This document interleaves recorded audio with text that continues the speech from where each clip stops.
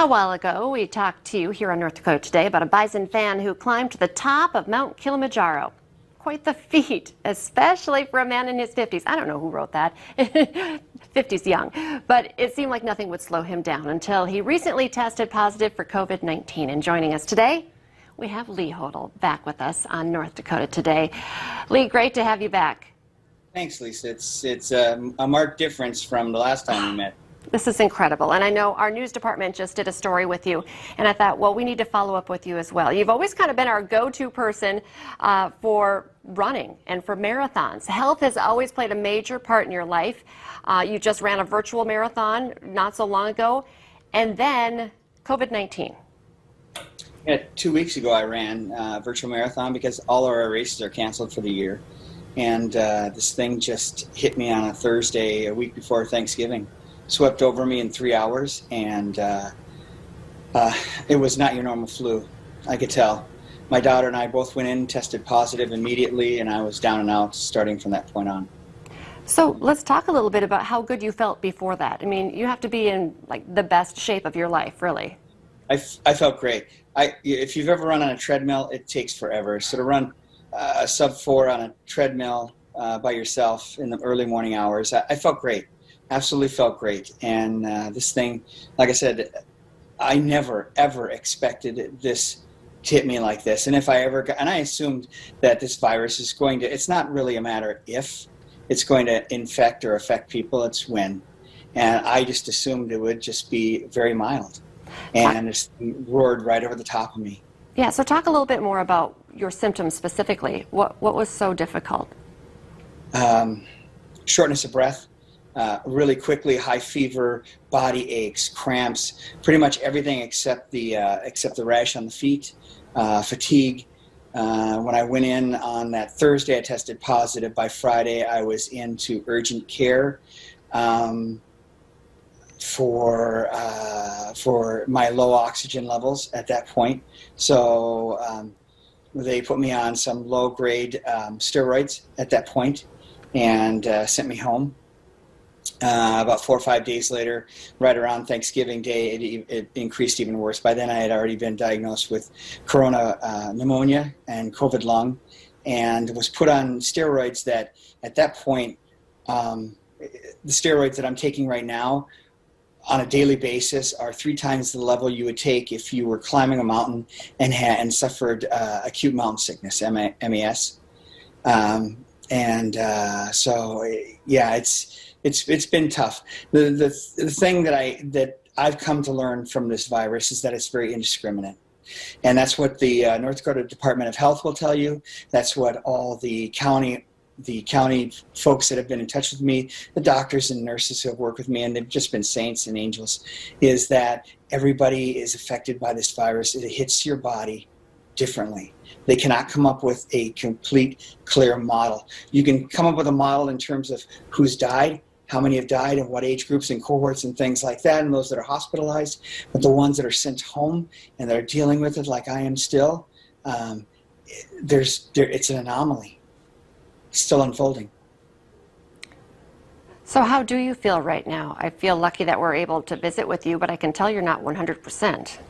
No, I'm pretty exhausted. I think the COVID fog is probably the worst. It's the lack of oxygen. My oxygen levels are pretty stabilized right now at about 92, and it's just the fact that you have no concentration. You'll hear this from a lot of patients. The ones that are outsourced, they're not going into the hospitals, which is good. We really can't tax our hospital services right now. We're so close to getting those vaccines, and we just need to do whatever it is we possibly can do to stay out of those hospitals. But for me, it's fatigue. I couldn't tell you what day it is. I couldn't tell you what time it is. I have to constantly look to see what it is. My concentration level is pretty low. It's a little frustrating. Yeah, especially for you, because you're used to being so active.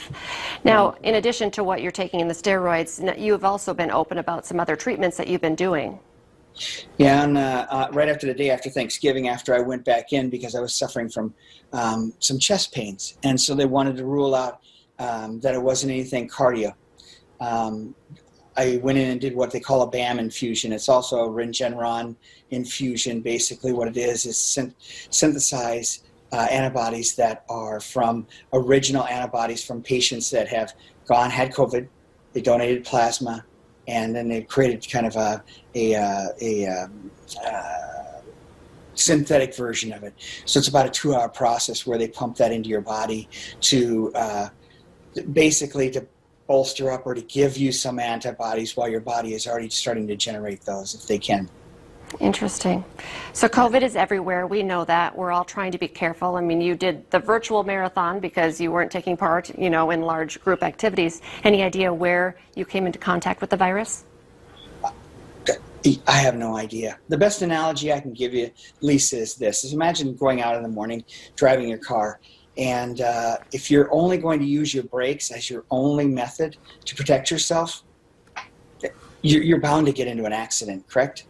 So I always tell my kids we need to be defensive drivers. That means not only just wearing a mask, because you're going to get people that are going to say, don't wear a mask. Wear a mask, sanitize, and do all the things that you need to do, social distance. But eventually that virus is going to come into your household. It's going to cross your threshold, and then monitor your symptoms. Find out what you can do. Know that it's not your normal seasonal flu. Get in and get tested. Take care of yourself. Whatever it is that you need to do to take care of yourself and your family. I've got 4 in my family that tested positive, and we're all over the charts in terms of our reaction to it. Mine's obviously the worst. Yeah. Do you mind sharing how your other family members are doing? I mean, it does make sense. Everyone's body reacts differently. My one daughter is now back in school at Shanley, and hers is fatigue but playing basketball back in it. My oldest son is tested positive and no symptoms at all. Wow. And then I have my wife who has fatigue and a cough, but that's it, and she's on the recovery. And then I have 2 other children in the household that have tested negative twice now. Wow. So like I said, it's indiscriminate, and that's what the news is not reporting, and they can't because it's all over the place. This science is developing, it's unfolding right before our very eyes. So the best suggestion and the reason that I wanted to come and talk to all of you is to tell your audience is to monitor yourself, take care of yourself, address those symptoms, get in and get tested, do whatever it is you can so you can stay out of the hospital, so we're not taxing our wonderful healthcare system. Those people are angels, and they are exhausted, so that we can get to those vaccines. They're coming in the spring. They are. That is good news. It's good news. We can't get here soon enough.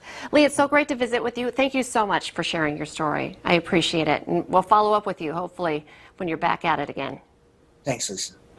We'll be right back here on North Dakota Today.